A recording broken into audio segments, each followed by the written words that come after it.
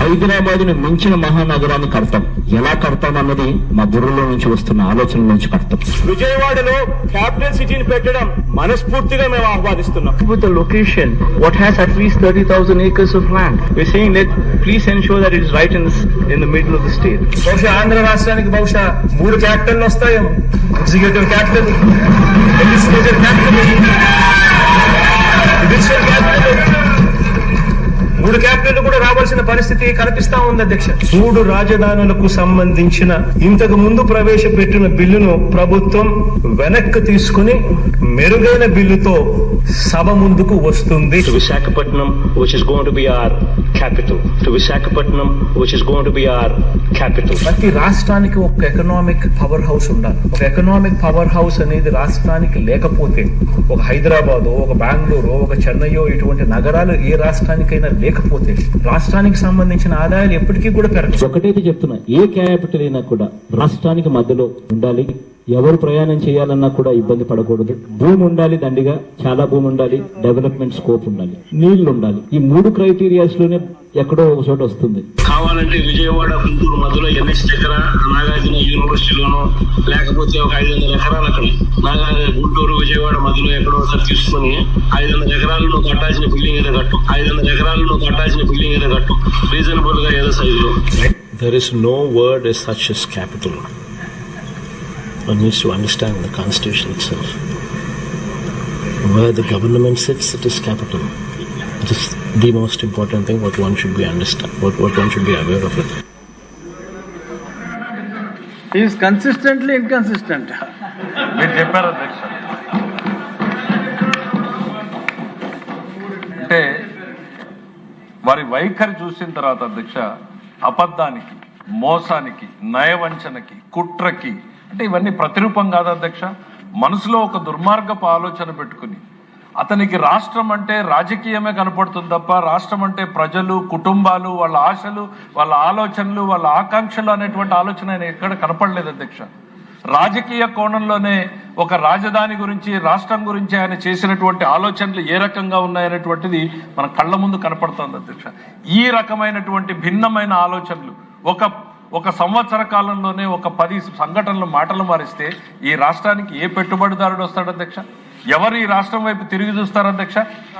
మద్రాసలిగా ఉంటే మాకు ఆత్మగౌరవంతో మాకు రాష్ట్రం కావాలి అని ఆయన పోరాడితే కర్నూలులోకి రాజధానిగా రావడం, ఆ కర్నూలు నుంచి తిరిగి హైదరాబాద్కు మారడం, హైదరాబాద్ నుంచి మన కళ్ళెదురుగా రాష్ట్ర విభజన చేసుకుని మనం ఇక్కడికి రావడం జరిగింది అధ్యక్ష. చాలా మంది ఇక్కడ ఉన్న వాళ్ళం ఆ రోజు రాష్ట్ర విభజన జరుగుతున్నటువంటి తరుణంలో హైదరాబాద్ లో ఉమ్మడి రాష్ట్రంలో చట్టసభల్లో కూడా ఉన్నాం అధ్యక్ష. చాలా మంది ఆ రోజు సభాధిపతిగా ఉన్నటువంటి మనోహర్ గారు ఇక్కడ ఉన్నారు అధ్యక్ష. ఆ రోజు చంద్రబాబు నాయుడు గారు పడినటువంటి తపన ఎటువంటిది అనేటువంటిది రాష్ట్రం మొత్తం కూడా చూసింది అధ్యక్ష. మేమందరం కూడా ఈ రాష్ట్రం కలిసి ఉండాలి, తెలుగు జాతి బాగుండాలి, ఈ బలం మరింత ముందుకు ఎదగాలి అనేటువంటి దిశగా మేము ప్రయత్నం చేశాం. కానీ రాజకీయ కోణంలో ఆలోచించినటువంటి నాటి పాలకులు ఆ రోజు రాష్ట్రాన్ని విభజించడం, తర్వాత ఇటు రావడం జరిగింది అధ్యక్ష. ఆయన ముఖ్యమంత్రి గారు చెప్పినట్టుగానే ఎప్పుడు కూడా ఆయన నిబ్బరాన్ని కోల్పోలేదు అధ్యక్ష. ఇక్కడికి వచ్చాడు, ఓ బస్సులో తన ప్రయాణాన్ని ప్రారంభించాడు. ఒక ముఖ్యమంత్రి బస్సులో పడుకోవడం ఈ దేశ చరిత్ర నేను అడుగుతున్నా అధ్యక్ష. ఒక చిన్న ఎగ్జిక్యూటివ్ ఆ రోజు చంద్రబాబు నాయుడు గారు పడినటువంటి తపన ఎటువంటిది అనేటువంటిది రాష్ట్రం మొత్తం కూడా చూసింది అధ్యక్ష. మేమందరం కూడా ఈ రాష్ట్రం కలిసి ఉండాలి, తెలుగు జాతి బాగుండాలి, ఈ బలం మరింత ముందుకు ఎదగాలి అనేటువంటి దిశగా మేము ప్రయత్నం చేశాం. కానీ రాజకీయ కోణంలో ఆలోచించినటువంటి నాటి పాలకులు ఆ రోజు రాష్ట్రాన్ని విభజించడం, తర్వాత ఇటు రావడం జరిగింది అధ్యక్ష. ఆయన ముఖ్యమంత్రి గారు చెప్పినట్టుగానే ఎప్పుడు కూడా ఆయన నిబ్బరాన్ని కోల్పోలేదు అధ్యక్ష. ఇక్కడికి వచ్చాడు, ఓ బస్సులో తన ప్రయాణాన్ని ప్రారంభించాడు. ఒక ముఖ్యమంత్రి బస్సులో పడుకోవడం ఈ దేశ చరిత్రలో ఎక్కడైనా జరిగిందా నేను అడుగుతున్నా అధ్యక్ష. ఒక చిన్న ఎగ్జిక్యూటివ్ ఇంజనీర్ క్యాంప్ కార్యాలయం అధ్యక్ష, అది ఇరిగేషన్ ఆఫీస్ లో, దాన్నే ముఖ్యమంత్రి కార్యాలయంగా మార్చుకుని అక్కడే బస్సులో పడుకుని ఈ రాష్ట్రాన్ని మళ్ళీ నిలబెట్టాలి, ఈ రాష్ట్రానికి ఒక వైభవం తేవాలి అని ఒక యజ్ఞంలాగా తన ప్రయత్నాన్ని మొదలుపెట్టినటువంటి మహానుభావుడిని చూసాం అధ్యక్ష. 73 సంవత్సరాల ప్రస్థానంలో దాదాపు 53 సంవత్సరాలు ఆయన ప్రత్యక్ష రాజకీయాల్లో ఉన్నాడు అధ్యక్ష. డైరెక్ట్ అంటే అంతకుముందు ఒక కాలేజీ నుంచి కూడా ఇంకో 10 సంవత్సరాలు చూసుకున్నాడు అంటే కళ్ళ ముందు రాజకీయ ప్రస్థానాన్ని మొత్తం చూశాడు అధ్యక్ష. అటువైపు ఎంతమంది మారారు అధ్యక్ష? జలగం వెంగళరావు గారు, చెన్నారెడ్డి గారు, టంగుటూరు అంజయ్ గారు, భవనం వెంకటరామరెడ్డి గారు, కోట్ల విజయభాస్కర్ రెడ్డి గారు, మరి జనార్దన్ రెడ్డి గారు, రాజశేఖర్ రెడ్డి గారు, కొంజేటి రోషయ్య గారు, కిరణ్ కుమార్ రెడ్డి గారు, జగన్మోహన్ రెడ్డి గారిని అందరినీ చూశారు అధ్యక్ష. వారు అటువైపు ప్లేయర్స్ మారుతూనే ఉన్నా ఇటువైపు మాత్రం ఈయనొక్కడే నిలబడ్డాడు అధ్యక్ష. ఈ రాష్ట్రం కోసం, తను నమ్మినటువంటి సిద్ధాంతం కోసం నిరంతరం ఎన్ని ఆటుపోట్లను ఎదుర్కొన్నాడో ప్రత్యక్షంగా చూసాం అధ్యక్ష. కానీ ఏ రోజు మనోస్థైర్యాన్ని కోల్పడకుండా పోయాడు అధ్యక్ష. ఒక్క సంఘటన, ఒక ఉద్దేశం వచ్చు. 2095 నుంచి 99 వరకు అనేక నిర్ణయాల్ని ఆ రోజు ముఖ్యమంత్రిగా చంద్రబాబు నాయుడు గారు తీసుకుంటే 10 సంవత్సరాలు ప్రతిపక్షంలో ఉన్నటువంటి రాజశేఖర్ రెడ్డి గారు తర్వాత అధికారంలోకి వచ్చారు అధ్యక్ష. 2004 నుంచి 2009 వరకు అధికారంలోకి వస్తే 63 హిస్టారికల్ ప్రాజెక్ట్స్ అధ్యక్ష. రొటీన్ గా జరిగే అడ్మినిస్ట్రేటివ్ కాదు, ఒక చరిత్ర గతిని మార్చేటువంటి నిర్ణయాల్ని గతంలో తీసుకున్నటువంటి చంద్రబాబు నాయుడు గారు తీసుకున్నారు కదా అని 63 ప్రాజెక్టులు పెడితే 62 ప్రాజెక్టులను కంటిన్యూ చేశారు అధ్యక్ష. టెక్నికల్ రీజన్స్ తో ఒక ప్రాజెక్ట్ ఆపారు అధ్యక్ష. గతంలో ఈ ముఖ్యమంత్రులందరూ కూడా ఎంతో చేయాలని, ఏదో తమ ముద్రను నిలపాలని, ప్రజల జీవితాల్లో మార్పు తేవాలని ఆలోచన చేసి తపన పడ్డారు. కొంతమంది చేశారు, కొంతమంది చేయలేకపోయారు. కానీ నష్టం చేయాలన్నటువంటి ఆలోచనతో అధికారంలోకి వచ్చినటువంటి ఏకైక వ్యక్తి జగన్మోహన్ రెడ్డి గారి చరిత్రలో మిగిలిపోతాడనేటువంటిది సందర్భంగా చెప్తున్నా. ఈ రాష్ట్రంలో ప్రతి ఒక్క ముఖ్యమంత్రి ఏదో ఒక వర్గాన్ని ఓన్ చేసుకునే ప్రయత్నం చేశాడు, ఏదో ఒక వర్గానికి మంచి చేసేటువంటి ప్రయత్నం చేశాడు. కానీ జగన్మోహన్ రెడ్డి గారు ఈ రాష్ట్రంలో ఏం మంచి చేశారు? ఈ రాజధానిలో ఒక ఇటుకని పెంచాడా, లేక తాను చెప్పినటువంటి విశాఖలో మరో పారిశ్రామికవేత్తని తయారు చేయగలిగాడా, లేకపోతే ఏం సాధించాడు, ఓ ఇరిగేషన్ ప్రాజెక్ట్ ని చేశాడా అనేటువంటిది ఈ సందర్భంగా మనం గుర్తు చేయాల్సినటువంటి సందర్భం అధ్యక్ష. ఆయనకి రాష్ట్రం రాజకీయం, రాష్ట్రం అంటే రాజకీయం తప్ప ప్రజలు, ప్రజల సంక్షేమం అనేటువంటిది ఏ కోణంలోనూ కూడా కనపడదు అధ్యక్ష. ఎందుకనంటే అధ్యక్ష, ఆ రాష్ట్ర విభజన సందర్భంలో ప్రజలు రోడ్డెక్కి యువకులు, మహిళలు, వృద్ధులు ఈ రాష్ట్రం కలిసి ఉండాలి అని చేసినటువంటి పోరాటం కళ్ళ ముందు ఇంకా ఉంది అధ్యక్ష. ఆ హోరు జోరు ఇప్పటికీ కూడా వినిపిస్తూనే ఉంది అధ్యక్ష. ఆ రోజు సభలో నేను మాట్లాడుతూ చెప్పాను అధ్యక్ష, విడిపోతే పడిపోతాం, చెడిపోతాం అని కళ్ళ ముందు చూస్తూనే ఉన్నాం అధ్యక్ష.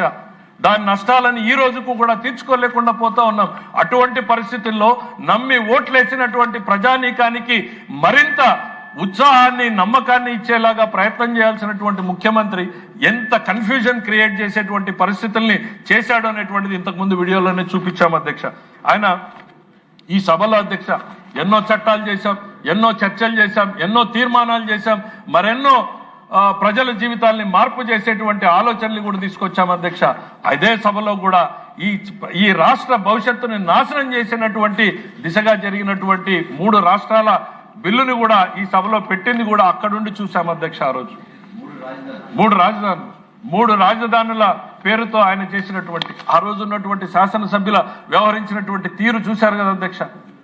చప్పట్లు కొట్టారు అధ్యక్ష. శాడిజమో, సైకోయిజమో, దీనికి మించినటువంటి మరేదైనా పదం ఉందేమో అతకాలి అధ్యక్ష. ఎవరి మీద అధ్యక్ష కక్ష? రాష్ట్ర ప్రజల మీదనా? ఓట్లు వేసినటువంటి ప్రజల మీదనా?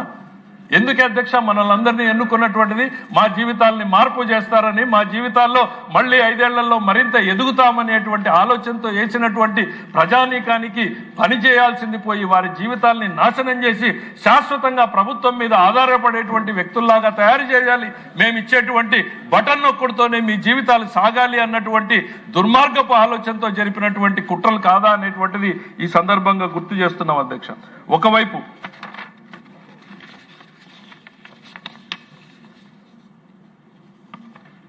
ఆ రోజు జగన్మోహన్ రెడ్డి గారు ఈ కొత్తగా రాష్ట్రాన్ని ఏర్పడి చంద్రబాబు నాయుడు గారు ఎంతో కష్టపడి ఒక కాన్సెప్ట్ ని క్రియేట్ చేసి అందరినీ సమీకరించి ఇది నడిబొడ్డునుంది, దీన్ని ఈ రకంగా చేసుకుందామని సింగపూర్ లాంటి కంపెనీతో ఫ్రీగా అధ్యక్ష వాళ్ళు ₹1 ఖర్చు లేకుండా మనకు ఒక మాస్టర్ ప్లాన్ ఇచ్చి ఈ రకంగా చేయండి అని అంటే, ఒక్క సింగపూర్ స్టార్టప్ క్యాపిటల్ అధ్యక్ష వాళ్ళు చెప్పింది 1,50,000 ఉద్యోగాలు ఇస్తామన్నారు అధ్యక్ష.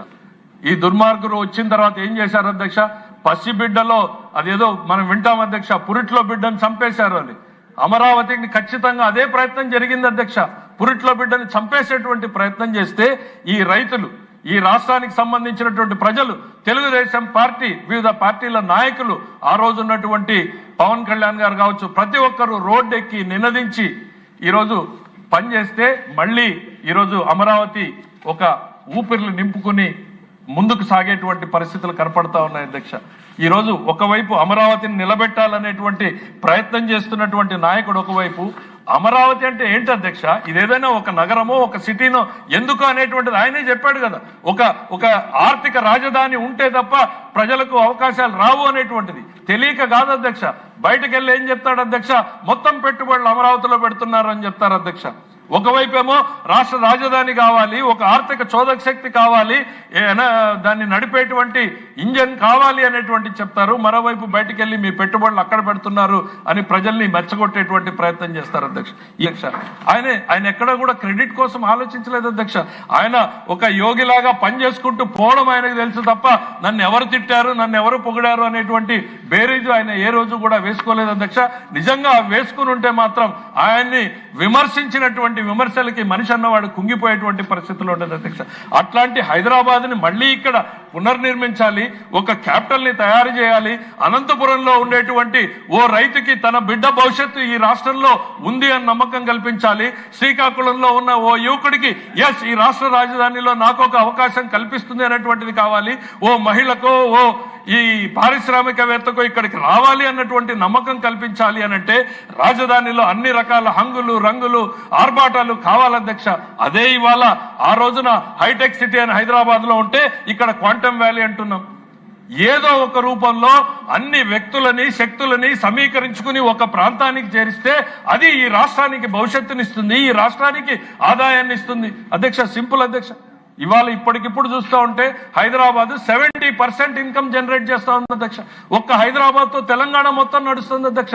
1,00,000 కోట్లకు దాటుతుంది అధ్యక్ష ఒక్క హైదరాబాద్ ఇచ్చేటువంటి ఇన్కమ్ అధ్యక్ష. ఇవాళ ఆంధ్రప్రదేశ్ లో ఆ రకమైనటువంటి ఎనర్జీ సెంటర్ కావాలి, ఒక గ్రోత్ ఇంజన్ కావాలి. అది వస్తేనే మిగిలినవన్నీ సాధ్యమైతే ఈ రాష్ట్రం నడుస్తుంది అనేటువంటి ఒక తపనతో ఆరాటంతో ఆ రోజున 2.5 సంవత్సరాల్లో పరుగులు పెట్టిస్తే వచ్చిన వెంటనే ఈ కన్ఫ్యూజన్ 3 రాష్ట్రాల పేరుతో 3 ముక్కలాటాడి చివరికి కన్ఫ్యూజన్ చేసి ఏ పారిశ్రామికవేత్త ఇటువైపు తిరిగి రాకుండా చేసి అప్పటిదాకా చేసిన పెట్టుబడుల అధ్యక్ష. మా నారాయణ గారు చెప్పారు అధ్యక్ష, పాపం చంద్రబాబు గారు పరుగులు పెట్టించినట్టల్లా ఆయన పెడుతూనే ఉండి ఆ కాంట్రాక్టర్లను పరుగులు పెట్టిస్తే కాంట్రాక్టులు రద్దు చేయరు, డిపాజిట్లు వెనక్కియరు, మెటీరియల్ తీసుకుపోనియరు, ఇక్కడ ఉన్నటువంటి మెటీరియల్ ని దోచేస్తారు.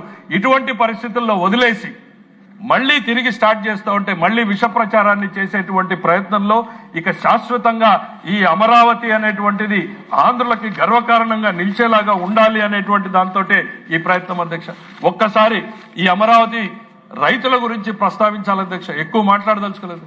ఆ రోజున ఈ రోజు భారతదేశంలో 2013 తర్వాత చూసాం అధ్యక్ష, ల్యాండ్ ఎక్విజిషన్ ఎక్కడ చేయాలన్నా కూడా పోలీసు ఉంటుంది, లాఠీ చార్జ్ ఉంటుంది అధ్యక్ష. కానీ ఈ అమరావతిలో 34,000 ఎకరాల్ని చేస్తే రైతులు స్వచ్ఛందంగా మీటింగ్లకు వచ్చి మా భూమిని తీసుకోండి అన్నటువంటి చారిత్రాత్మక సంఘటన భారతదేశం మొత్తం మీద కూడా ఇక్కడ జరిగింది అధ్యక్ష.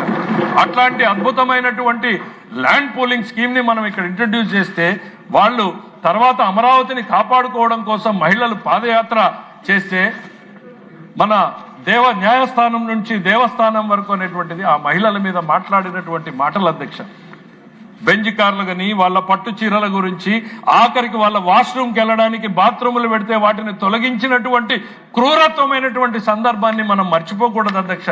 వాళ్ళ పట్ల జరిగినటువంటి అవహేళనలు అవమానాలు సోషల్ మీడియాలో వాళ్ళు ఎదుర్కొన్నటువంటి మాటల్ని వింటే అధ్యక్ష మనిషి అన్న వాడెవడూ కూడా దాన్ని క్షమించడు అనేటువంటిది నేను చెప్తా ఉన్నాను. అటువంటిది పైగా ఆ విమర్శల్ని ఎంకరేజ్ చేసేటువంటి పాలకులుగా మిగిలారు అని అంటే నేను ఎప్పుడు చెప్పినట్టుగానే అధ్యక్ష ప్రజలు ప్రతి నిమిషం కూడా గుర్తుపెట్టుకోవాలి, వైసీపీ సమాజానికి హానికరం, YCP never again in Andhra Pradesh అనేటువంటిది ప్రతి క్షణం కూడా గుర్తుపెట్టుకోవాలని నేను ఈ సందర్భంగా కూడా చెప్తా ఉన్నా అధ్యక్ష. ఇవాళ మనందరి బాధ్యత అధ్యక్ష. ఇవాళ ఇక్కడ కూర్చుని అమరావతిని మనం రాజధానిగా చేస్తున్నాము, శాశ్వతంగా రక్షణ కల్పించేలాగా కేంద్ర ప్రభుత్వం నరేంద్ర మోడీ గారు ఈ రోజు మనకు బాసటగా నిలుస్తున్నారు, తగిన చట్టాల్ని రూపొందిస్తున్నాము అనంటే వారు ఆర్థిక సహాయంతో పాటు శాశ్వతంగా న్యాయపరమైనటువంటి చట్టపరమైనటువంటి రక్షణని కల్పిస్తున్నటువంటి కేంద్ర ప్రభుత్వానికి కూడా ఈ సందర్భంగా మనం ధన్యవాదాలు తెలియజేయాల్సినటువంటి అవసరం ఉంది అధ్యక్ష. ఎందుకనంటే భారతదేశంలో ఇన్ని రాష్ట్రాలకు రాజధానులుంటే మీ రాజధాని ఏది అని చెప్పుకోలేనటువంటి అవమానకరమైనటువంటి పరిస్థితుల్లోకి నెట్టేసినటువంటి జగన్మోహన్ రెడ్డి గారి పాలనని మన పాలనని తేడా చూడాలి. ఎక్కడికి పోయినా ప్రజలు పరిహసించేలాగా మనల్ని జీవితాల్ని బుగ్గిపాలు చేసేటువంటి ప్రయత్నం చేసినటువంటి జగన్మోహన్ రెడ్డి గారిని ప్రతి క్షణం కూడా ఆయన వైఫల్యాల్ని ఆయన వైఖరిని ఎండగడుతూనే ఉండాలి అనేటువంటిది ఈ సందర్భంగా గుర్తు చేస్తూ, అట్లాంటి స్థితిలో మనకు అప్పగించిపోతే ఇవాళ ఆర్సిలర్ మిట్టల్ గూగుల్ వచ్చేటువంటి స్థాయికి మన రాష్ట్రాన్ని తీసుకొచ్చాం అధ్యక్ష. దానికి ఏం మాట్లాడతారు అధ్యక్ష? ఫేస్ వాల్యూ గురించి మాట్లాడతారు అధ్యక్ష. ఎస్, ఆ చంద్రబాబు నాయుడు గారి ఫేస్ వాల్యూని పట్టే ఈరోజు ఆర్సిలర్ మిట్టల్ వచ్చింది, గూగుల్ వచ్చింది అని ఈ సభ ద్వారా నేను జగన్మోహన్ రెడ్డి గారికి చెప్తున్నాను అధ్యక్ష. మీ ఫేస్ వాల్యూని చూసి ఎవరు వచ్చారు అనేటువంటిది నేను అడుగుతా ఉన్నా.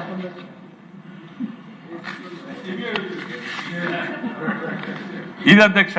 ఇవాళ ఈ రాష్ట్రం పట్ల నేను కోరేది ఒకటే అధ్యక్ష, జగన్మోహన్ రెడ్డి గారు ఈ రోజు ఈ సభలో జరిగినటువంటి చర్చల్ని చూడాలి అధ్యక్ష. ప్రజల ఆశలకి ఆకాంక్షలకి ప్రతిరూపంగా ఈ సభ నడుస్తుంది. మేమిక్కడ ఉన్నటువంటిది ప్రజల కోసం, రాష్ట్ర హితం కోసం, రాష్ట్ర ప్రజల భవిష్యత్తుని మార్చడం కోసమే ఇక్కడున్నాం తప్ప మా రాజకీయ ప్రయోజనాల కోసం మేము లేము అనేటువంటిది జగన్మోహన్ రెడ్డి గారు చూడాలి. కొంచెమైనా మారాలి అధ్యక్ష. రాజకీయాల్లో ప్రతిపక్షం ఉండాలని కోరుకుంటాం అధ్యక్ష. ఎందుకు అనంటే ఏవైనా లోటుపాట్లు జరిగితే ఎత్తి చూపించాలి మాకు అనుకుంటున్నాం. ప్రతిపక్షాన్ని తుడిచిపెట్టేటువంటి ఆలోచన మాకు ఎప్పుడు కూడా లేదు అధ్యక్ష. ప్రజలే తుడిచిపెట్టే పరిస్థితుల్ని మేము కల్పిస్తామనేటువంటిది కూడా ఈ సందర్భంగా తెలియజేసుకుంటూ ఒక్కటి మాత్రం చెప్పదలుచుకున్నాం అధ్యక్ష. అమరావతి ఖచ్చితంగా ప్రజల ఆశలకి ఆకాంక్షలకి ప్రతిరూపంగా నిలుస్తుంది. ఒక ఎకనామిక్ గ్రోత్ హబ్ గా ఆ అమరావతి ఏర్పడుతుంది. మరి అటువంటి సాధనకి నడుం బిగించి అనునిత్యం ఆ రోజు ప్రతిపక్షంలో కోర్టు కేసుల అధ్యక్ష మేము చూసాం అధ్యక్ష. అంటే పార్టీ రైతులు ఫీజులు కట్టుకోలేని పరిస్థితి అధ్యక్ష. అంతంత మాత్రంగా ఉన్నటువంటి పరిస్థితులు. అలాంటి పరిస్థితుల్లో న్యాయ పోరాటానికి మద్దతుగా నిలిచినటువంటి ఒకవైపు చంద్రబాబు నాయుడు గారు ఆయన మాటను నమ్మి ఎంతో మంది సాయపడ్డారు అధ్యక్ష. జోలుబట్టాం, ఆ రోజున జోలుబట్టాం అధ్యక్ష. ఈ అమరావతి కోసం జోలుబట్టాం, న్యాయ వ్యవస్థ పోరాటం కోసం జోలుబట్టాం అధ్యక్ష. ఆ న్యాయ వ్యవస్థ వచ్చిన తీర్పును ఒక సందర్భంగా గుర్తు చేస్తున్నా అధ్యక్ష. వాళ్ళకి ఎవరుంటారు అధ్యక్ష? న్యాయమూర్తులు అధ్యక్ష. వాళ్ళకేమీ తనామనా లేదు. కానీ ఆ పేపర్లో ప్రభుత్వమే తానిచ్చినటువంటి చట్టాన్ని తాను ఉల్లంఘిస్తున్న తీర్పును చూసి ఆ న్యాయమూర్తి గారు జడ్జిమెంట్ ఇస్తే ఆయన రిటైర్ అయిపోయి ఇక్కడి నుంచి బయలుదేరుతున్న రోజున ప్రజలు ఆయన పట్ల చూపినటువంటి ఆదరాభిమానాలను ఒక్కసారి గుర్తు చేసుకోవాలి అధ్యక్ష. మోకాళ్ల మీద నిలబడి పూలు జల్లి రోడ్డు మీద వారికి సాగనంపారు అనంటే ఆ రోజు కౌన్సిల్లో జరిగినటువంటిది కావచ్చు, కోర్టులో జరిగినటువంటిది కావచ్చు, ఇవన్నీ చరిత్రలో నిలిచిపోయినటువంటివి. ఈ సభలో రికార్డులోకి రావాల్సినటువంటి అంశాలు అధ్యక్ష. జగన్మోహన్ రెడ్డి గారిని 11 సీట్లకు కలిపి నిలబెట్టింది కూడా ఆ ప్రజలే. ఆ న్యాయస్థానాలను గౌరవించింది ఆ ప్రజలే. తిరిగి 161 సీట్లు ఈ కూటమికి ఇచ్చింది కూడా ఆ ప్రజలే. ఆ ప్రజల సంక్షేమం కోసం ఈరోజు ఈ